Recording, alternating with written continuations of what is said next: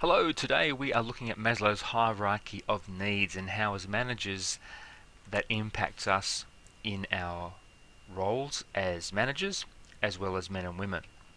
Hello, my name is Paul Puckridge. It's my pleasure to welcome you to today's lesson, and if you would like to contact me at all after you've watched this, feel free to email me on the email address there in front of you or the telephone number. Let's get cracking. Abraham Maslow is probably regarded as the most important psychologist of the 20th century.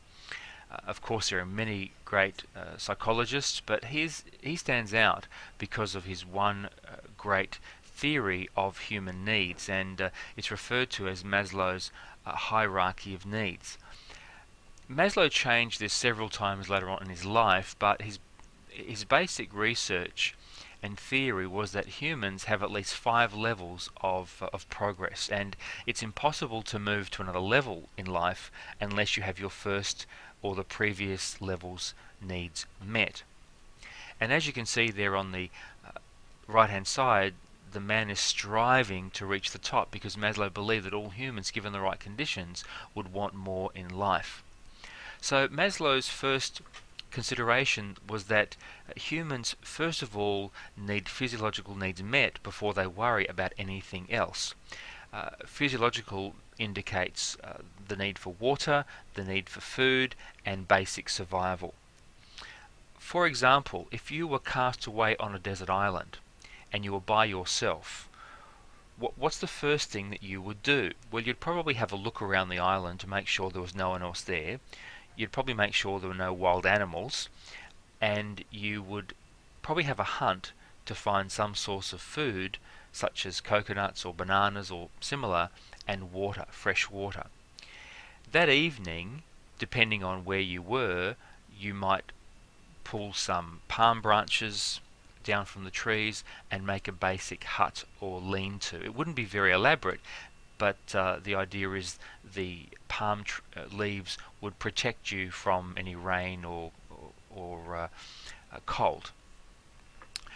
Likewise, if we think about children in some African countries, when they wake up in the morning, they're not thinking about what university to attend when they graduate.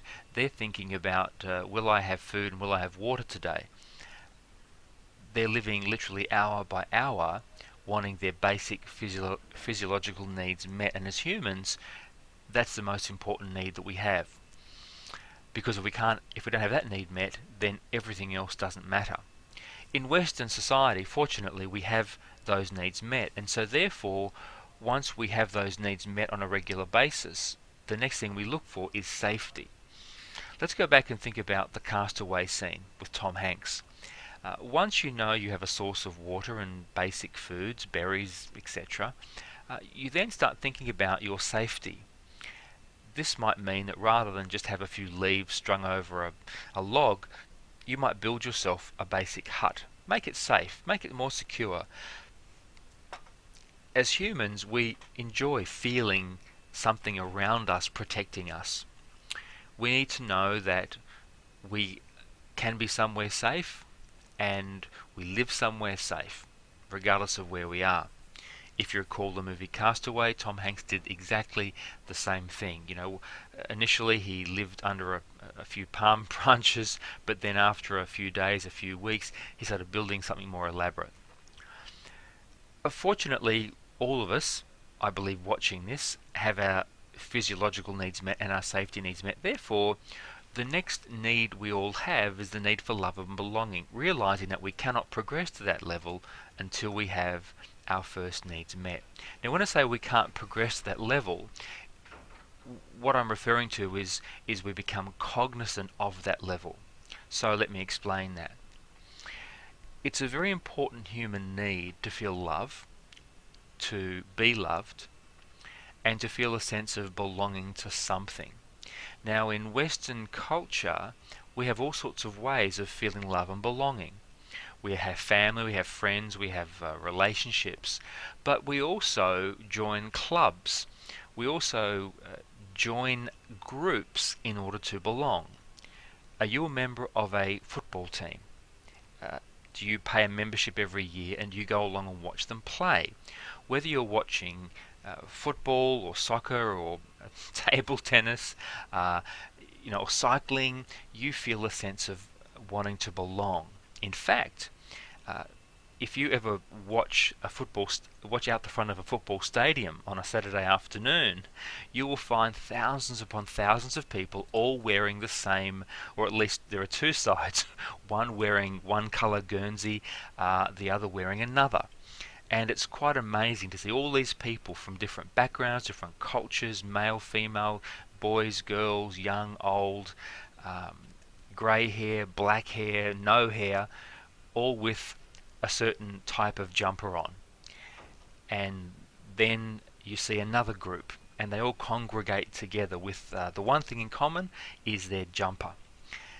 Even though they've never met before, they feel a sense of camaraderie. Why? Because it's a human need to feel a sense of belonging. In fact, uh, it's entirely possible that these people who've never met before, because they have this Guernsey in common, feel a sense of love or affiliation towards each other, um, because you have something in common. For example, if you share the same birthday with someone, or if you're wearing the same dress or pair of shoes as someone, or if you work in the same company, you'll feel a sense of belonging. Have you ever travelled overseas and, for example, you've been in London and you walk into a bar and the bartender says, "G'day, mate," and you go, "Oh, you're an Aussie." All of a sudden, you have an affiliation. You feel a sense of belonging. You have something in common, and you'll probably say, "Oh, where are you from?"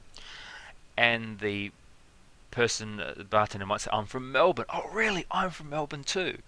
"Oh, which part of Melbourne?" "Oh, I'm from um, uh, Mount Waverley." "Really?" "I'm from Rowville." And all of a sudden, you crack up this conversation, even though you've never met before, because you feel like you have something in common. Maslow suggests that you can't go further in life until you have those needs met, and once you have those needs met and you feel good about those needs, you then look to develop your esteem needs. Now, esteem needs is how you feel about yourself. So, self-esteem is doing things, pursuing things that make you feel good about yourself. For example, some people study. They receive degrees, awards, diplomas. They achieve recognition or significance by pursuing certain things in life that make them feel good and feel that life is worthwhile. For example, if you go to the gym, or if you go swimming or jogging, or you're part of a weekend football team, then not only do you belong, you probably feel good about taking part in that activity, that is, having your esteem needs met. Likewise at work, if you like your job, if you really feel that what you're doing is making a difference, if you feel that you are doing what you're called to do, then you are boosting your esteem. And finally, if you've had your esteem needs met, the final stage in human progress is what Maslow describes as self-actualization. That's to get to a point in life where you are doing what you believe you are called to be doing.